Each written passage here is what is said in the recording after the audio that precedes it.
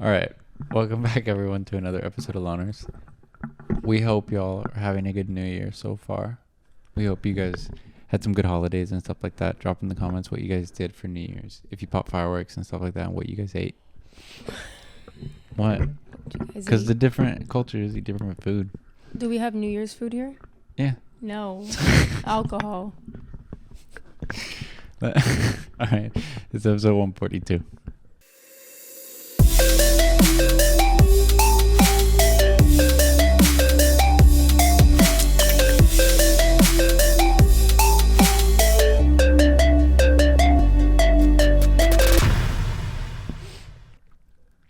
All right.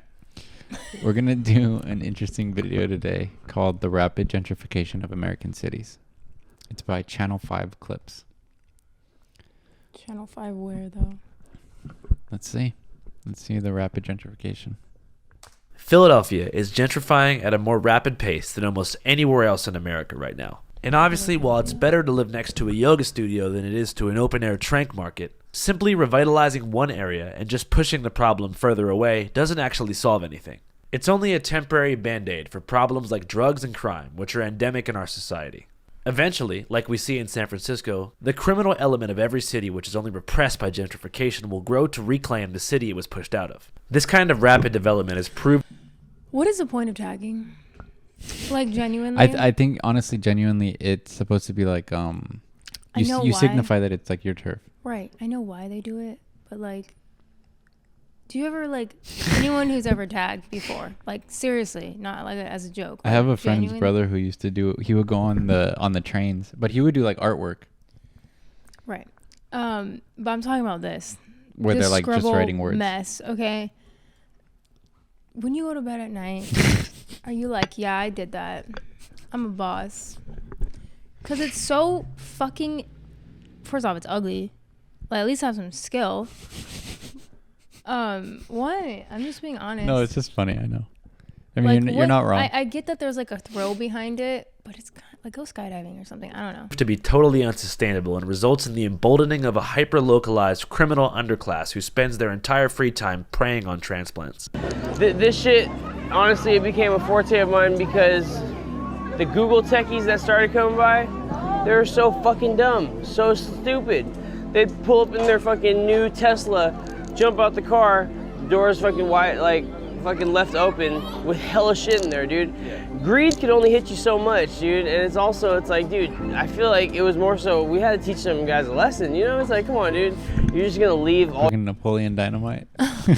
Who's interviewing him? Wait, he looks like the other guy. I know who this is. This is Andrew Callahan. He's the guy who got during the pandemic, he got the documentary on HBO about like the Trump rallies and all that stuff. I don't remember. Oh wait, is he the guy who got accused of sexual harassment? Yes. Yep. Later? He had the big hair. He had big hair when he did it. He looks older here. Yeah. Or older, but anyway. He looks like a mall cop. Yeah. Right. All your shit there every day, every week, like no matter what. I'm talking about like when they go to work, like you know, they'll leave their doors unlocked no matter what. Like, as you can see, much of his desire to do crime is a reaction to San Francisco's gentrification, which rapidly disrupted the economy and cultural identity of the city. Cultural capital actually matters. And Kensington is home to many local artists who aren't homeless and don't approve of what the city has allowed their neighborhood to turn into. this is my homie right here, Big Banks Kenzo. He been holding Kensington down for a long time. I touch a bag for real. Best of low stash, that boy gon' be mad. That shit gon' be bad for real. Hey bro, chill out, you already know how we carrying it. I used to tuck all the work in my sock. Still on the F, I can't go to the spot. Bitch in the face of my hood, if you with me, you good, baby. I got that shit here on lock. He says that since cops began turning a blind eye in Kensington, it's become a magnet for drug users all around the country. Some people come down here. That's where, I remember, I think, have you seen the videos of, there's that whole strip in Kensington, Philadelphia, where it's like everyone who's just like on ketamine, I think we saw this fentanyl. in another video. We did a video on that. Really? Yeah. So, I mean, that's insane. Wait, did we, or was it I think we just Tommy watched G? it. Yeah, it was Tommy G. Yeah, and I was think Tommy showing G did, and we just watched it. My bad. I yeah, there's if you guys look it up, it's Kensington, Philadelphia. There's a whole like area where the cops just like don't really go in. Very wild. And like there's people that volunteer from the community who go and like save people from overdose in there. Yeah, which is cool. It sucks because like that's such a I don't know. You can think either way about it. You can say they're enabling, and then the other side can be like, well, at least they're helping. They just these don't people want to from see the-" dead people that I think Right. like, you know, like, yeah. Right, but then that also like, But you have to, they have to want to go help themselves. I'm not even saying that. I'm saying that it enables like, I guess the community, the people who could help them. Yeah. It kind of enables them not to, because you're like, well, they have these other people who are like nonprofits helping them. Barely, like minimally. I don't know. No, I get what you're saying. Yeah. But Talked to this one boy. He said he was from Memphis. He came down here 8 years ago and got stuck and just been comfortable down here. How you do that? I make clothes like bro said. I give clothes out to these people for free. I gave one guy clothes. He found my Instagram when he moved to California, got on his feet, he got his life together, and then I just found out he OD'd out there off fentanyl. Yeah. And it's like, damn, you left down here to get on your feet, and you still went to wherever you went to thinking you found peace and still got caught up in it. Yeah. So it's really a mindset. It don't matter where you at, bro. Some of these people really have mental problems, schizophrenia. Like, they be having serious issues going on with them, something that we can't help them. Like, but then it's like, if they know they could come here and not do it elsewhere, it makes here even worse. You gotta remember, there's little kids down here just like it is out Fairmount and Seattle and all that, bro. That's walking to school, they got walk past it. We just were talking about the library. I got a 10-year-old son. He know that the library is called Needles Park. He never knew it as the library. I knew it as. Yeah. And I just moved out the neighborhood. Yeah, hell yeah. I ain't gonna lie, bro. I done moved out the neighborhood. If the real estate conspiracy is true, the plan is working. Big Bank's Kenzo, a member of the creative class whose entire identity is based around the neighborhood, is leaving after 27 years, out of concerns for the safety of his son. Developers obviously don't care, but tearing down old school neighborhoods to build homogenized hipster zones like you see in Williamsburg, Brooklyn, or Silver Lake, Los Angeles, is a very short-sighted decision because it ultimately erases the culture and history of the neighborhood. Which I will say, yeah, he mentioned Silver Lake and other places, but so being from here and seeing Silver Lake, yeah, Silver Lake is really cool. It's cool to go hang out, but I will say, I'm sure that the people who live there or have been living there since like the early 2000s and 90s, I mean, they have probably seen so much change, and then they've been probably trying to get like pushed out of the places that they live, so that way people, the landlords and the other big corporations that own a lot of the things now will come in and try to push people out, so that way they can just rebuild or just like push up rent and everything, because now it's like a hipster area. It wasn't like that in the early 2000s and 90s. Yep, it's very hipster over there. Yeah, like there's boba shops everywhere and coffee shops and everything, and it's cool, but I'm saying like, I think that what they don't talk about is I think there's always been a level of like small businesses there. Yeah, of course. But I get what you're saying. But it's just causing more, like, people who have more disposable income to go want to live over there. Right, and then the Echo Park Lake used to have a ton of homeless people camped out there. Oh my God, they moved them, huh? And they, like, overnight, just, who knows where the hell they went. That happened a couple years ago. It's weird. Yeah, it's just strange. I will say, Silver Lake's such a random area to do that too.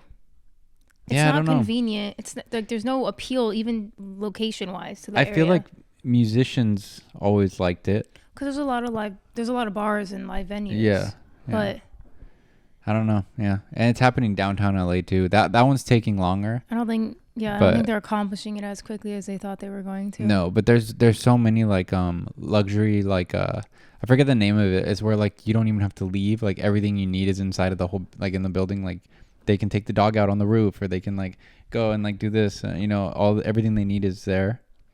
Yeah, there's no reason to leave. Yeah. And they have like more of those luxury buildings, and then it's in the center of where there's like like shit on the street, and like it's just like so like it's crazy. It is a wild to see both sides of the spectrum like in the same hub. It is weird. It's really weird. Yeah. I don't know. Almost feels not real. That's why when transplants come out here and they're like, LA's not real. Like that's what they're talking about. Everything is kind of meshed together, manufactured. Yeah. It's like they want so bad for it to give this illusion that it's one thing, but it's like you need to fix systemic problems before you can sit here and put like glitter over a mess. Because I think there's only like 1% of the people who are actually living that image of what they say California and LA is. You know what I mean?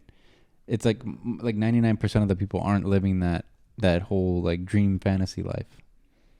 Most people are not. That's what I'm saying. Yeah. Yeah, I mean, I just, like I was saying, I think a lot of people who look from the outside in, they think everyone is living like that. I would too. Sometimes Yeah. I'm like, what's going on? What train did I miss? Yeah. But yeah. The very factors that made it attractive to transplants in the first place. Yet, this is all justified in the name of safety, a strange and politicized term that leads to many questions. Safety from who? And safety from what? Who is the unsafe person? And who are we keeping them away from? Does this mean keeping drug addicts away from children? What about the 10,000 children living in Kensington? Or does it mean keeping gang members away from grandmothers? Which is impossible because they typically live together. In my opinion, what safety means in this context, without question, is keeping Temple University students away from Philadelphia locals. Let me explain. Temple University is a predominantly white, relatively expensive university in the middle of North Philly. When I say the middle, it's in the middle of North Philly.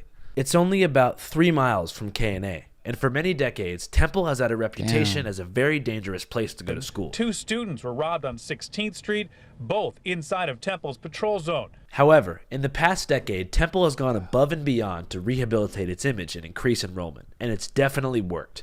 They've expanded their police force to include safety initiatives, like the walking escort program, and expanded their patrol boundaries to include a 50-block radius that just barely borders the Kensington neighborhood to the east. Now, this Temple patrol boundary has gradually expanded, as Temple University has systematically purchased blocks upon blocks of North Philadelphia row homes to convert into student housing. To clarify, Temple hasn't done this directly, but through their shell companies, Temple Nest Apartments, Temple Villas, and Templetown Realty. It should come as no surprise that many of the properties in South Kensington past Lehigh Avenue are being developed specifically by these companies. I know this might sound crazy, but hear me out. I think that Temple University President Jason Wingard, Philadelphia Mayor Jim Kenney, Police Chief Kevin Bethel, and the Trank brothers are all partners in a 4-way real estate scam to build an Equinox gym and Stumptown coffee roasters on the corner of Kensington and Allegheny in 5 years. I'm obviously joking, but the point I'm making is that speculating over who's doing what and why this is happening is kind of futile at this point. There's no real possible way to actually resist gentrification, and no amount of awareness in the world could possibly disrupt these market forces. The reality is that everyday life... I mean, then you're going to get people, too, who say, like, well, at least it'll be better afterwards. And they're not thinking about, like, what's going to happen to all these people and families in the process of that. I mean, I don't know anything about real estate, but it seems like a lot of these businesses or corporations, like, he said he was joking about, like, the Equinox. I don't know. But you will see a lot of huge names settle on, like, places where you're like, it's so random. Fuck would you? I don't know. Maybe it's cheaper to do it there. Probably so they is, like 100%. collectively decide to plant a community, a safe community, in these areas. Yeah. And by nature, people who live there that, you know, are less fortunate get pushed out. Are not gonna go walk into an Air One or an Equinox. Well, they don't understand what those places are. And even if they found out, they probably couldn't afford them. So naturally, they're gonna kind of like get pushed away. Yeah. I don't know. Also, I don't know like tenant laws in these places. I know out here, they're strong. Yeah, certain parts of LA. Most big cities are strong. It's the smaller towns that. But they'll buy them out too here. So you may have decent rent control, but you may have. Oh, if they a take landlord it that's down, willing to buy you out. And they'll take the building down, rebuild a new building, and then they have new laws on it, so they don't have to follow the rent control and all that stuff. A lot of times, yeah. Yeah, that makes sense. The reality is that everyday life for people doing drugs on the corner of K&A is absolute hell. That's sad. That was quite an ending. What? It is. That was a super weird, abrupt ending. But no, I mean. Wait, so is this another video? Yeah, it's another one. Oh, same guy. Channel 5 clips. So somebody just puts a bunch of clips together from this news station, I'm guessing? No, I think it's this guy. It's him. I didn't know that. He's like a guy who will go on the streets and like documents. Kind of like Tommy G. Yeah, I know, but this video looks very similar to the one we just saw, but it's specified to Philadelphia. Yeah. I mean, gentrification's nothing new. I feel like it's only going to get worse. you know. Yeah, I Look know. what happened in Inglewood. They It is a tough plopped the thing. stadium and I will say, wherever you guys are from, do you guys notice it too with foreigners moving into your places in like Europe and other places? I know like Portugal mentioned a lot that they notice it because it's the cheapest place in Europe. So I know a lot of foreign people go and like move over there and stuff like that, and I'm sure that doesn't help. But usually there's an appeal if people are moving over there. They're not just moving because it's cheaper. They're moving because Well, it's beautiful and it's safe. Yeah. yeah. Yeah, I know, but I'm just saying they probably still feel that effect. It would still be considered gentrification because people with more means are moving there, and it affects them. That's what I mean. Yeah, for sure. This is a little different because, like, what you're saying is, there's a ton of like nomads that move to Asia and stuff because it's cheaper and you can have a better quality of life, generally speaking. For your dollar goes farther. Whereas in America, gentrification is more like Corporations buying out places and it's like them scrapping a community of, its Yeah, community and making it desirable for their bottom line. for people who make more money to like settle. And again, transplants, like they said, a lot of times people don't really know when they're moving here from another state What it's really like. what the neighborhoods are really like until they get here. Yeah, that's true. That's a good point. So if you like develop, you know what I mean? Yeah, okay. Yeah. When you transform a rough neighborhood into a less rough one, these people don't know that they're coming into territory that once wasn't like that. I mean, I don't know. I'm not. I do think there's also there's probably a lot of people who even if they've been here a long time and then they say they lived in like further away, they say like Silver Lake or this area is getting better. They'll probably come and move in closer towards like LA and stuff like that.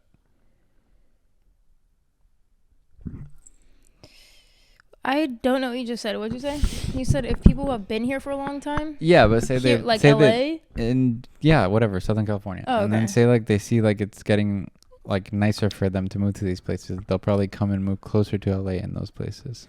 I guess. I feel like a lot of places, like fucking San Diego was so bad when I was a kid.